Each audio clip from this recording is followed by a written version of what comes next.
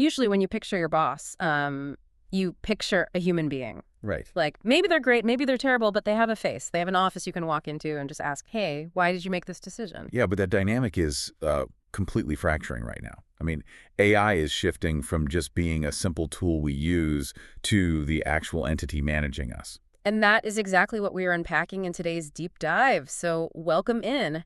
Our mission today is looking at this. If AI is just this unavoidable wave of change at work, what specific concerns and solutions are labor unions bringing to the table? Which is a huge question right now. Exactly. And we are pulling from a curated dossier by David L. Passmore. It's this massive stack of union policies, academic reports, and media discussions that span the entire political spectrum. So we can really understand labor's strategic response. Yeah, it's a really thorough collection of sources. Okay, let's unpack this. Because to understand the solutions, we first have to unpack the fears, And they go way beyond that old sci-fi trope of a metal robot stealing your desk chair. Right, way beyond that. The sources show unions are deeply concerned about something called algorithmic management. Right, which is basically AI acting as an opaque black box boss. It's like having a boss who fires you or disciplines you, but speaks a language you aren't allowed to learn.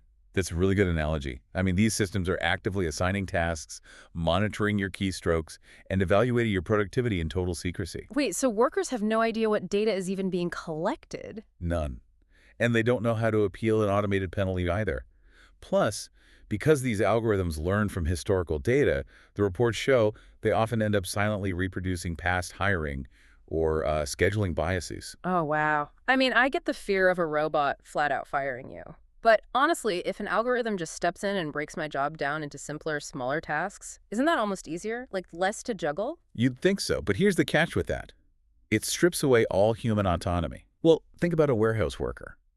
Instead of a human managing their own flow to get a pallet loaded, an algorithm dictates their physical walking path down to the second. Oh, jeez. Yeah, buzzing their scanner if they pause for a sip of water. So the job is de-skilled, sure, but it's heavily fragmented into this high-stress, micromanaged nightmare. Which totally explains why this is triggering such massive anxiety across the board. I mean, looking at this dossier, the political overlap is wild. It really is. And just a reminder for you listening, we're just impartially reporting what's in the sources here, not taking any sides.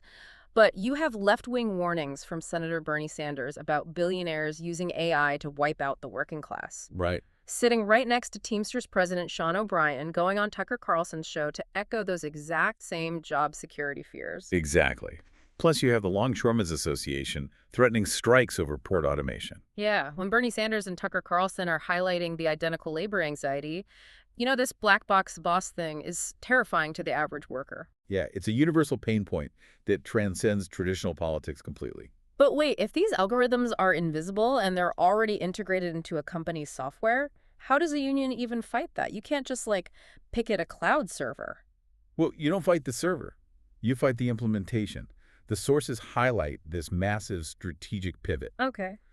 Instead of trying to ban the technology outright, unions are forcing AI to become a mandatory subject of collective bargaining.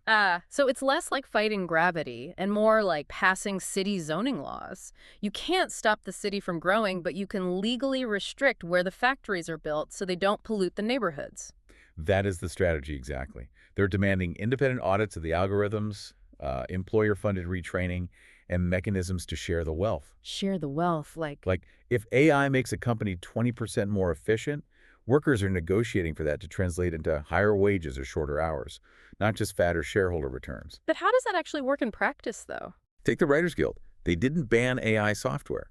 Instead, they legally defined in their contract that AI cannot be considered a writer. Oh, wow. Yeah, meaning an algorithm cannot generate source material that would reduce a human writer's credit or their residuals. They attacked the legal definitions. And Communication Workers of America are securing similar protections. And the dossier actually notes this UC Berkeley inventory called Negotiating Tech that found over 175 union contracts already have clauses governing technology like this. The AFL-CIO even partnered directly with Microsoft. Which is a huge proactive move. I mean, Microsoft agreed to this partnership to get ahead of the curve. They're managing their corporate risk and ensuring workers have a say in how the AI is designed from the ground up, rather than facing massive labor blowback later. Right. If we connect this to the bigger picture, unions are treating AIs not as an inevitable force of nature, but as an institutional choice. They are forcing a democratic process onto digital tools. So, what does this all mean for you listening right now? Whether you're in a union or not, these early labor negotiations are setting the blueprint. They're establishing the legal and corporate norms for how your future performance might be evaluated and how your workplace data will be used. Yeah, the rules of engagement being written today will likely become the standard across the entire economy tomorrow. Which brings us to a final thought to mull over. Think back to that opaque black box algorithm at the start. If AI systems are trained entirely on past human labor, and workers are currently fighting to govern its use, who actually owns the experience that powers the algorithms of tomorrow?